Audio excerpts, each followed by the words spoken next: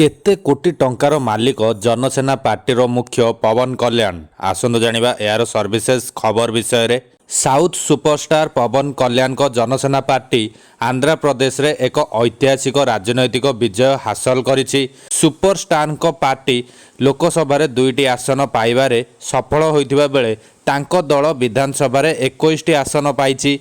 एही विजय पर पवन कल्याण को संपत्ति को नहीं चर्चा आरंभ होइछि।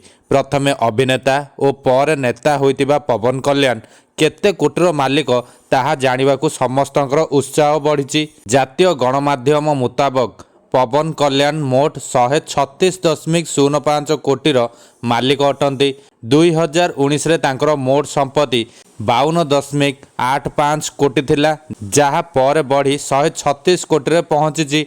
जदि आमे तांको मासिक आय देखिबा तेबे से मासको 1.5 कोटी टंका आय करंती। फिल्म कथा कहबाकू गले एबे से तांकर पारिश्रमिक बढ़ाइथिबा जणा पड़िछि। आगुरु से गोटाए फिल्म पई 10 रु 12 कोटी टंका पारिश्रमिक नेउथुबा बेले फिल्म वकील साहब रो सफलता परे से निजर पारिश्रमिक 50 कोटी को बढ़ाइछंती। विजयवाड़ा रे तांकर 16 कोटीर घर थिबा बेले हैदराबाद रे जुबली हिल्स रे 12 कोटीर विलासपूर्ण बंगला रहिछि। तेबे निर्वाचन जितिबा परे पवन कल्याण मंगलवार कहिथिले जे समग्र देश रे तांकर दल हेउछि एकमात्र दल जिए प्रतिद्वंदिता करी 100% आसन जीतिछि।